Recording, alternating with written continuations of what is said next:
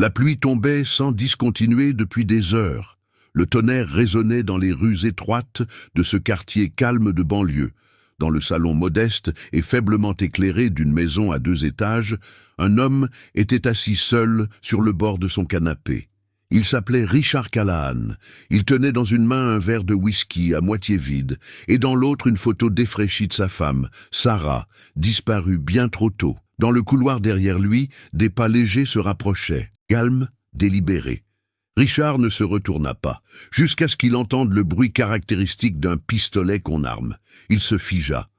Lentement, il jeta un coup d'œil par-dessus son épaule. Et lorsque son regard croisa celui de la silhouette qui se tenait dans l'embrasure de la porte, le verre lui glissa des mains et se brisa sur le sol. Devant lui se tenait son fils, Élie. Il avait maintenant 17 ans. Il était pâle, impassible. Son regard était froid. « Élie ?» murmura Richard, la confusion et la peur envahissant sa poitrine. « Je t'avais dit que je n'oublierais jamais, » dit le garçon. Un dernier éclair illumina la pièce. Puis, un coup de feu retentit. Comment un garçon devient-il le bourreau de son propre père? Quelle douleur un enfant doit-il porter en lui pour transformer l'amour en vengeance? Avant de découvrir la vérité effrayante qui se cache derrière cette histoire, n'oubliez pas de vous abonner et d'activer la cloche. Ce ne sont pas seulement des crimes, ce sont des énigmes émotionnelles que peu osent explorer. Rejoignez une communauté qui voit le silence, entend le non-dit et ne détourne jamais le regard. Ne manquez pas ce que les autres ignorent. Richard Callahan était le genre d'homme qui avait l'ordre dans la peau. Professeur d'histoire au lycée local, il vivait selon les faits, les dates et les certitudes. Sa salle de classe était impeccable, ses cours précis, ses attentes élevées. Ses élèves le respectaient, les parents l'admiraient, mais rien de tout cela ne l'avait préparé à devenir père célibataire. Lorsque Sarah, sa femme depuis 9 ans, est décédée dans un accident de voiture, Richard s'est retrouvé seul avec un garçon de 4 ans qui ne comprenait pas la mort, seulement l'absence. Élie a pleuré pendant des jours. Puis le silence a pris le relais. Richard a essayé de s'en sortir. Il préparait les déjeuners, vérifiait les devoirs, imposait une routine stricte pour le coucher. Il croyait en la structure. Il croyait que la discipline comblerait le vide. « Le monde se fiche de ce que tu ressens », disait-il souvent à Élie. Il ne respecte que la force. Mais derrière les portes closes, Élie ne s'épanouissait pas. Il devenait de plus en plus silencieux, renfermé. Ses petites tentatives d'affection, des seins, câlins avant de se coucher, étaient accueillis par des hochements de tête distraits ou des soupirs fatigués. Richard n'était pas cruel, il était juste détaché, distant, comme si les émotions étaient une langue qu'il n'avait jamais apprise. Il aimait Élie, à sa manière rigide, mais l'amour, lorsqu'il n'est pas exprimé dans un langage que l'enfant comprend, devient étranger. Un soir, Élie ramena de l'école un dessin au crayon de couleur le représentant avec son père, main dans la main, sous un soleil radieux. Richard y jeta à peine un coup d'œil. « Mets-le sur le frigo » marmonna-t-il, sans même lever les yeux de ses copies. Élie rangea discrètement le dessin dans la poubelle. Ce soir-là, Richard se tenait près de la fenêtre de la cuisine, en train de boire son café. Dehors, Élie était assis seul sur les marches du porche, les genoux repliés contre sa poitrine. Le garçon fixait la nuit, son petit corps éclairé uniquement par la faible lueur d'une lampe du porche. Richard l'aperçut, hésita, puis éteignit la lumière et alla se coucher. Il ne remarqua pas qu'Élie resta immobile à cet endroit pendant encore 1 heure. Il pensait qu'il construisait un homme. Ce qu'il ne voyait pas, c'est qu'il enterrait un garçon. Élie Callahan avait 7 ans lorsqu'il cessa de demander à son père de lui raconter des histoires avant de s'endormir. À 8 ans, il cessa complètement de poser des questions. Il avait compris que le silence était plus sûr. Le silence n'était pas rejeté. Le silence ne décevait pas. Il voulait ce que tous les enfants veulent, de l'attention, de la reconnaissance, de la chaleur. Mais Richard lui donnait des leçons au lieu de lui donner de l'amour. Les compliments étaient rares. La discipline était constante. Et les erreurs étaient toujours punies par plus que de simples mots. Une fois, Élie renversa du jus sur la table de la cuisine. Il avait 6 ans. Richard ne cria pas, mais sa voix était tranchante comme une lame. « Tu veux devenir un bon à rien ?» lui a-t-il dit en se tenant debout devant lui, avec cette rage silencieuse qui lui nouait l'estomac. « Contrôle-toi, toujours, sinon le monde te détruira. » Élie a essuyé la tâche en silence, le chiffon tremblant dans sa main. Cette nuit-là, il s'est murmuré « Je ne me laisserai jamais détruire ». Il ne comprenait pas encore ce que cela signifiait, mais une graine avait été semée.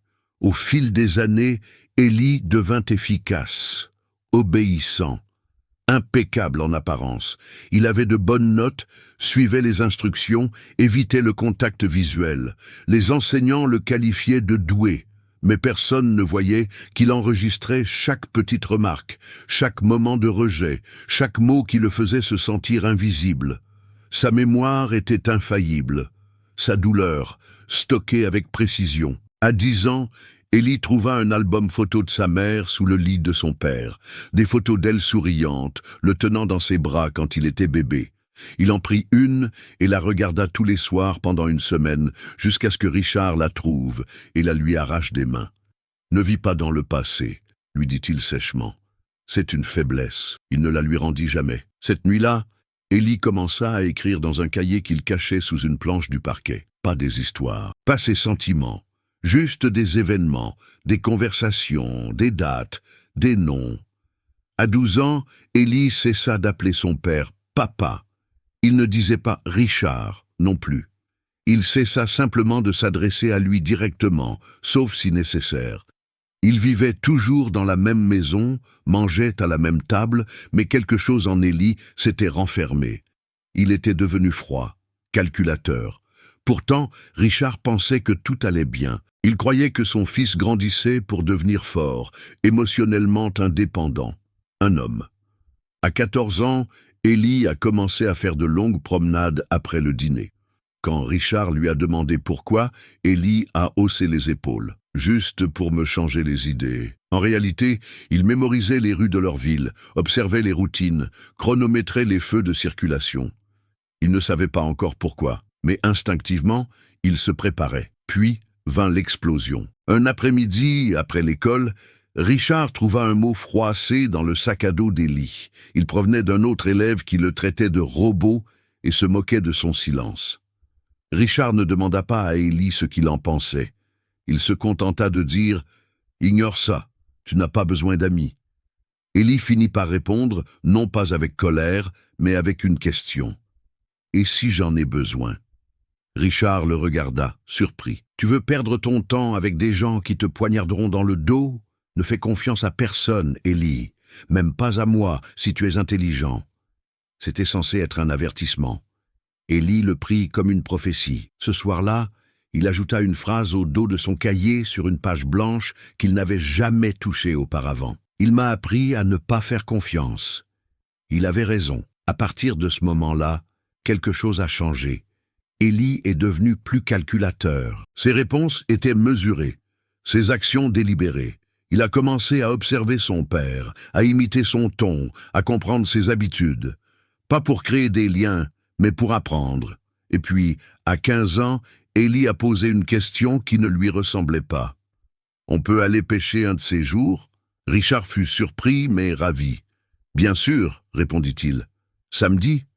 Élie acquiesça et sourit, pour la première fois depuis des années. Cela troubla Richard, mais il ne dit rien. Il aurait dû, car ce qu'il voyait comme une réconciliation était tout autre chose. Lorsqu'un enfant décide de ne plus se faire entendre, il commence souvent à planifier comment on se souviendra de lui. C'était un samedi matin frais, lorsque Richard Callahan chargea la vieille boîte à pêche dans le coffre de sa voiture. L'air sentait le pain et l'essence. Pour la première fois depuis plus de 10 ans, il se sentait plein d'espoir. Élie avait demandé à aller pêcher. Élie, le même garçon qui parlait à peine à table et qui ne lui avait pas souri depuis des années. Peut-être, juste peut-être, que la distance se réduisait. Ils se rendirent au lac Wendell, à environ 45 minutes de la ville. Le trajet fut calme, mais pas tendu. Richard mit du rock classique à faible volume. Élie regardait par la fenêtre, ses écouteurs dans les oreilles. Il n'avait pas froid. Il était simplement impénétrable. Ils arrivèrent vers midi. Le lac était calme, encadré par des arbres aux couleurs automnales. Quelques pêcheurs parsemaient le rivage. Richard installa les cannes à pêche pendant qu'Ellie déballait les sandwichs. « Tu te souviens comment mettre l'appât sur l'hameçon » demanda Richard. Ellie acquiesça. « Oui, tu m'as montré quand j'étais petit. » Richard sourit, reconnaissant qu'il se souvenait. Pendant la première heure, ils pêchèrent en silence. Ellie ne prit rien. Richard attrapa 2 barres et proposa à Ellie d'en tenir un. « Ça va, dit Ellie, les yeux fixés sur l'eau. » Richard n'insista pas, puis vers 14 heures. Ellie rompit le silence. « Tu penses parfois à maman ?» La question le frappa comme une gifle. Richard s'arrêta de lancer. « Bien sûr, répondit-il prudemment. Tous les jours. Mais on ne parle jamais d'elle. Ça ne sert à rien de vivre dans le passé. Peut-être pas pour toi. » Richard leva les yeux. Le visage d'Ellie était calme, mais ses mains agrippaient fermement le bord du quai. « Elle t'aimait, » continua Ellie. « Mais je me souviens que tu lui criais dessus, souvent. » Richard tressaillit. « Tu avais 4 ans, je m'en souviens. » Le silence se fit à nouveau, plus lourd cette fois. Le lac ne semblait plus aussi paisible. Ils rangèrent peu après. Le trajet du retour se fit en silence. Ce soir-là, Richard se coucha tôt. Vers 23h30, il se réveilla pour boire un verre d'eau. En passant devant le salon, il remarqua que la porte d'entrée était légèrement entr'ouverte. « Et Ellie » appela-t-il. Pas de réponse. Il vérifia le porche, vide. Il sortit, pieds nus sur le béton froid, et scruta le jardin. La rue était déserte. Soudain, il perçut un mouvement derrière lui. Richard se retourna. Ellie se tenait dans l'embrasure de la porte, tenant quelque chose dans ses mains. Au début, Richard ne sut pas ce que c'était. Puis, la lumière du porche vacilla. C'était un pistolet. « Ellie » dit Richard d'une voix tremblante. « Je t'avais dit que je n'oublierais jamais » murmura Ellie. Richard recula d'un pas, mais il n'avait nulle part où aller. « Tu crois que je ne me souviens pas de ce que tu m'as dit ? De la façon dont tu me regardais comme si j'étais transparent. De la façon dont tu m'as fait me détester parce que j'avais besoin de toi. J'essayais de te rendre plus fort, » dit Richard, la poitrine haletante. « Je ne savais pas. Tu n'as jamais voulu savoir. » Le silence entre eux s'étira comme un nœud coulant, puis Ellie leva le pistolet. Un voisin entendit le coup de feu. Il était 00:06. Lorsque la police arriva, Richard était mort, tué d'une balle dans la poitrine. La porte d'entrée était grande ouverte. Ellie était assis sur les marches, les bras posés sur les genoux, calme, attendant. Il remit l'arme sans résistance. « Je ne veux pas d'avocat, » dit-il au policier. « Je veux juste parler. » L'inspectrice Marissa Grady arriva sur les lieux 1 heure plus tard. Âgée de 38 ans, vive et empathique, elle avait vu beaucoup de choses, mais quelque chose chez Ellie Callahan la troublait. Ce n'était ni son visage, ni ses paroles. C'était son calme. À l'intérieur de la maison, tout était en ordre. Aucun signe de lutte. Aucune effraction. Le médecin légiste confirma que le tir avait été effectué à bout portant. Il était intentionnel et précis. « Quel est le mobile ?» demanda un agent. Ce gamin n'avait pas de casier, pas de drogue, pas de violence. Grady ne répondit pas immédiatement. Elle se tenait dans le bureau de Richard, feuilletant des piles de copies corrigées. La pièce était froide, clinique. Aucune photo de famille, pas même une de Sarah. Elle se tourna vers une étagère et remarqua quelque chose d'étrange, une planche mal fixée près du sol. Elle s'agenouilla et la souleva. À l'intérieur, un cahier usé. Elle lut la première ligne à voix haute. La force, c'est la survie, mais le silence, c'est la pourriture. Ce n'est pas la rage qui a appuyé sur la gâchette. C'était le souvenir et le poids de tous les mots jamais entendus. L'inspectrice Marissa Grady était assise dans la salle d'interrogatoire, un mince dossier ouvert devant elle, Ellie Callahan assis en face d'elle. Le garçon, non. Le jeune homme ne montrait aucun signe visible de détresse. Pas de larmes, pas de mains tremblantes, juste de l'immobilité, comme s'il avait déjà répété ce moment 1000 fois dans sa tête. « Je ne suis pas ici pour te piéger, » dit-elle doucement. « Je veux juste comprendre. » Ellie pencha la tête. « C'est plus que ce qu'il a jamais voulu. Cette déclaration eut l'effet d'un coup de vent glacial.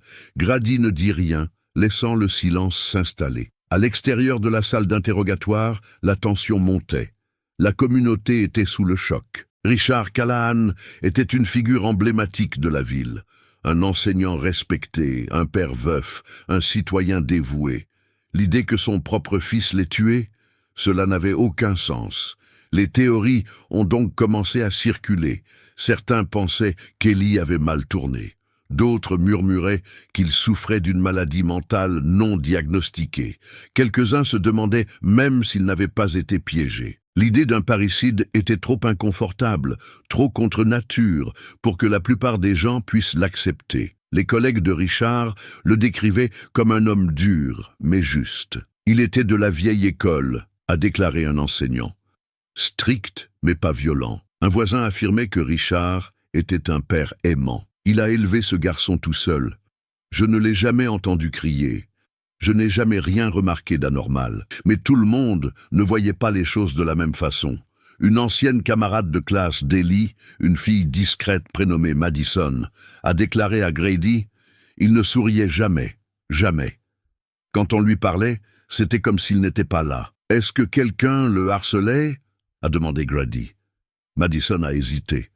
Quelques personnes se moquaient de lui parce qu'il était bizarre. Mais il ne réagissait jamais. Il se contentait de regarder. À l'école, le dossier d'Ellie était irréprochable.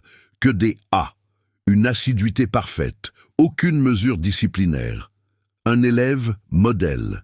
Mais en creusant davantage, Grady a découvert des schémas récurrents. Ellie changeait de cours optionnel chaque semestre. Il n'avait jamais eu le même groupe d'amis. Il n'avait jamais rejoint de club ou d'équipe sportive. Il existait comme un fantôme, présent, mais invisible. Elle se rendit à nouveau chez les Callahan. La maison était stérile, propre, trop propre. Aucune photo d'Ellie, aucun trophée, aucun dessin, aucun projet scolaire, rien qui indiquait la présence d'un enfant en pleine croissance. Seules les récompenses de Richard étaient alignées sur les étagères. Le cahier que Grady avait trouvé sous le plancher est devenu le point central de l'enquête. Ce n'était pas un journal intime, mais un registre. Détaillé, froid, calculé. Chaque page documentait des événements.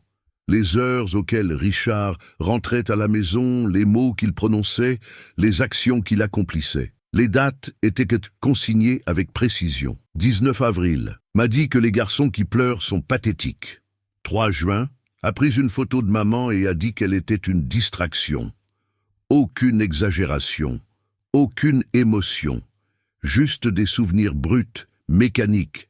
Certaines entrées étaient glaçantes par leur simplicité. 6 ans, j'ai appris à ne pas attendre de réconfort.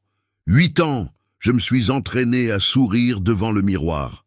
11 ans, j'ai commencé à mémoriser des vidéos sur la sécurité des armes à feu sur YouTube. Les mains de Grady tremblaient, tandis qu'elle tournait les pages. Ce n'était pas la colère qui remplissait ces lignes, c'était la préparation. Pourtant, il y avait des incohérences. L'arme était enregistrée légalement au nom de Richard et était conservée dans un coffre-fort. Mais il n'y avait aucun signe d'effraction. Aucune empreinte digitale sur le coffre-fort à part celle de Richard. Grady fit appel à un expert médico-légal. Il s'avéra que la combinaison du coffre-fort avait été modifiée 2 mois plus tôt, de manière subtile, mais suffisante pour qu'une personne attentive puisse la reproduire. Il n'y avait aucun SMS, ni aucune recherche en ligne, indiquant une intention. Ellie n'avait pas cherché sur Google comment tuer quelqu'un, ni rien d'autre qui puisse l'incriminer. Il ne s'était confié à personne. C'était le crime passionnel le plus propre que Grady ait jamais vu. Mais il y avait une chose, une anomalie, qui la troublait. Ellie avait appelé lui-même le 911, calmement, immédiatement après le coup de feu.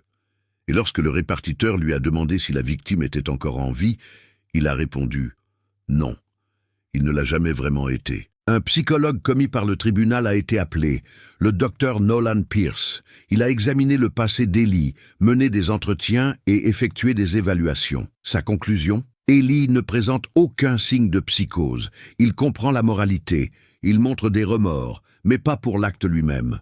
Seulement pour les années qui l'ont rendu nécessaire, dans son esprit. Grady s'est assise avec le docteur Pierce après la séance. « Alors, à quoi avons-nous affaire ?»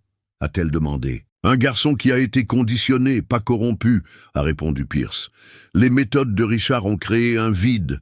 L'amour était conditionnel. L'expression était une faiblesse. Ellie n'a pas été élevé. Il a été endurci. Il n'aurait pas pu s'enfuir, le dire à quelqu'un. » Pierce secoua la tête. « On ne fuit pas un monde où l'on a appris à ne pas remettre les choses en question. On s'adapte. Et parfois, l'adaptation devient l'exécution. » Alors que Grady s'apprêtait à clore l'enquête avec son rapport complet, un nouvel élément de preuve fit surface. Une vieille clé USB trouvée dans le tiroir verrouillé du bureau de Richard. Elle contenait principalement des plans de cours et des dossiers fiscaux. Mais il y avait un dossier, enfoui au fond, protégé par un mot de passe. Une fois déchiffré, il révéla des dizaines d'enregistrements audio. Richard parlant tout seul, dictant des notes, des réflexions. Certaines étaient anodines, mais d'autres. « Je fais ce qu'il faut, il me remerciera un jour. Ce garçon est trop faible. Il doit apprendre que la vie ne pardonne pas la faiblesse. Si je dois être le méchant pour le rendre fort, alors tant pis. » Grady écouta pendant des heures. Sur le dernier enregistrement, Richard semblait fatigué, presque brisé. « Je ne sais pas s'il me déteste, mais parfois je le vois dans ses yeux, et je me demande si je suis allé trop loin. » Il fit une pause. « Que Dieu me vienne en aide si c'est le cas. » Il pensait former un guerrier, mais ce qu'il construisait en réalité, c'était une arme pointée contre lui. Si une partie de cette histoire vous touche particulièrement ou vous fait penser à quelqu'un que vous connaissez, prenez un moment pour aimer la vidéo et partager vos réflexions ci-dessous. Parfois, le fait de s'exprimer aide les autres à réaliser qu'ils ne sont pas seuls. Votre voix pourrait être l'écho que quelqu'un attendait d'entendre. Il pleuvait à nouveau le matin où l'inspectrice Marissa Grady a reçu un appel du bureau du procureur. La décision avait été prise. Ellie Callahan serait jugée comme un adulte pour le meurtre de son père. Meurtre au premier degré, avec préméditation, sans possibilité de libération conditionnelle. Mais Grady ne pouvait s'empêcher de penser que quelque chose clochait. Le cahier, les enregistrements, le calme inquiétant. Ellie n'avait pas essayé de s'enfuir, il n'avait pas essayé de mentir. Il s'était rendu sur les lieux du crime comme s'il s'agissait de la dernière scène d'une pièce qu'il répétait depuis des années. Et puis, quelque chose avait tout changé. L'ancienne collègue de Richard, Diane Mercer, une professeure d'anglais à la retraite, avait appelé le commissariat à l'improviste. « J'ai trouvé quelque chose », avait-elle dit à Grady. Quelque chose que Richard m'avait donné il y a des années. Il avait dit que c'était pour Ellie, mais il n'est jamais revenu le chercher. Grady l'avait retrouvé dans un petit bungalow à la sortie de la ville. Diane lui avait remis une boîte à chaussures poussiéreuse et scellée. À l'intérieur, il y avait des photos, des dizaines. Eli bébé dans les bras de Sarah, une fête d'anniversaire, un dessin qu'Ellie avait fait à l'âge de 5 ans avec moi et papa, griffonné au crayon. Et puis, des lettres. Des lettres que Richard avait écrites mais jamais envoyées. Certaines étaient adressées à Ellie, d'autres à Sarah. Grady s'assit sur le sol de cette vieille maison et les lut toutes. La première était datée de 2 ans après la mort de Sarah.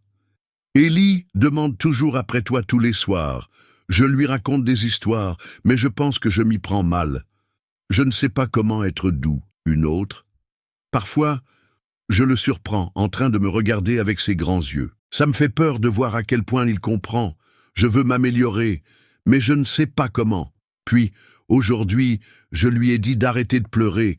Il a sursauté. Il commence à avoir peur de moi. Je crois que je suis en train de devenir mon père. » Les yeux de Grady brûlaient, tandis qu'elle lisait la dernière lettre. « Si je le laisse tomber, je sais ce qu'il deviendra.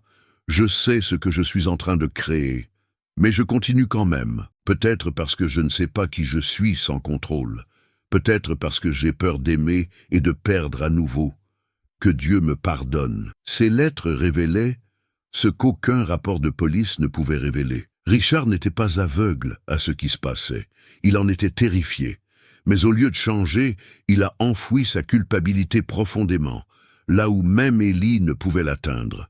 Lorsque Grady est revenu au poste, Elle a demandé à parler à nouveau à Ellie. Cette fois-ci, pas en tant que détective, juste en tant que personne. « Vous attendiez quelque chose » a-t-elle dit. « N'est-ce pas?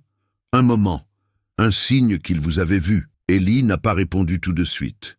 Puis, doucement, il a dit « Je mettais des dessins dans sa mallette pour qu'il les trouve au travail. » Grady acquiesça. « Vous vous souvenez de celui qui était collé sur son bureau ?» Ellie leva les yeux, les paupières plissées. « Il m'a dit que ça le faisait paraître faible. Mais il l'a gardé !» Ellie serra les mâchoires. « Non, il ne l'a pas gardé. Il l'a jeté. Peut-être pas tous. » Elle fit glisser l'une des photos sur la table. C'était une photo du bureau de Richard, prise par un collègue lors d'une fête de départ à la retraite. Collé sur le côté, il y avait un dessin d'enfant, décoloré, déchiré dans un coin, mais toujours là. Ellie le fixa longuement.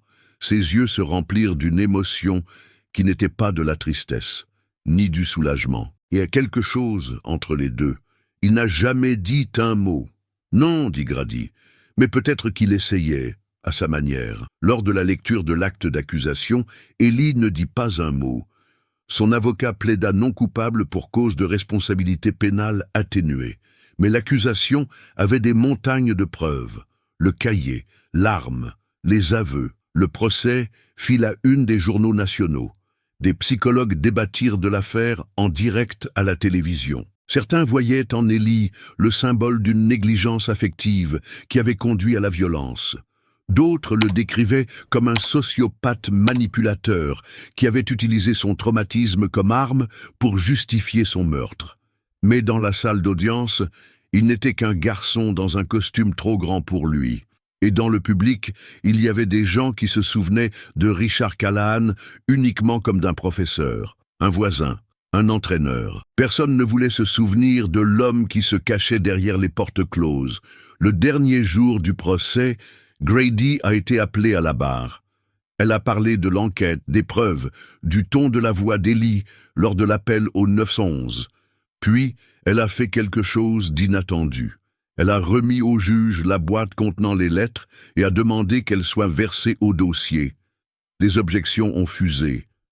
La salle d'audience s'est agitée. Mais le juge a donné son accord. L'avocat d'Ellie a lu une des lettres à haute voix. Celle où Richard écrivait « Si je le laisse tomber, je sais ce que je crée ».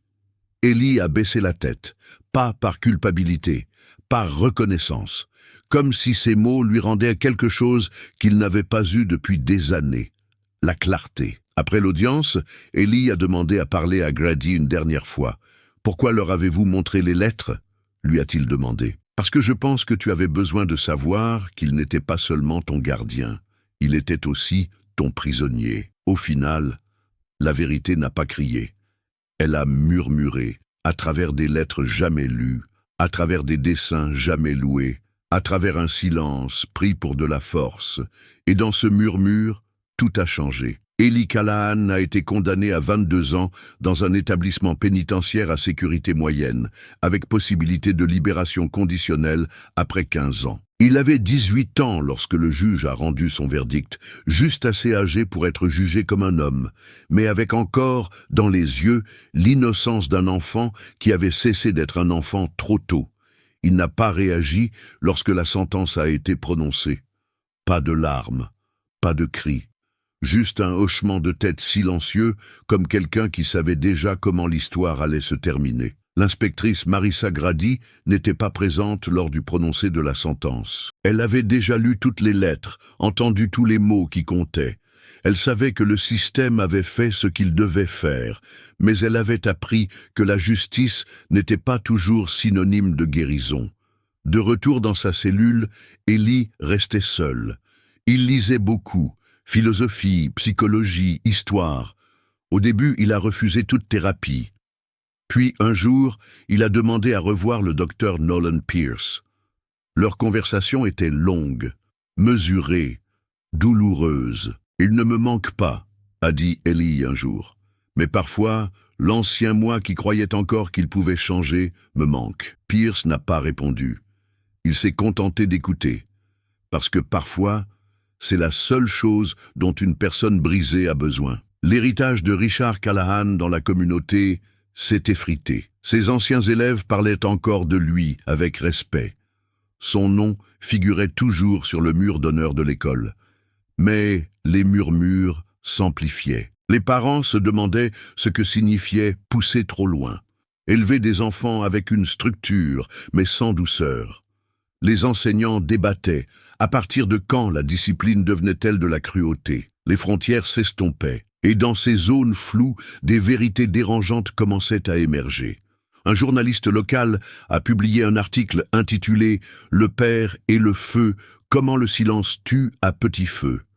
L'article est devenu viral. Les lettres ont afflué, certaines condamnant Élie, d'autres exprimant leur empathie, beaucoup avouant avoir été élevés par des pères comme Richard. Un message disait « J'ai 40 ans aujourd'hui. Je n'ai pas parlé à mon père depuis des années.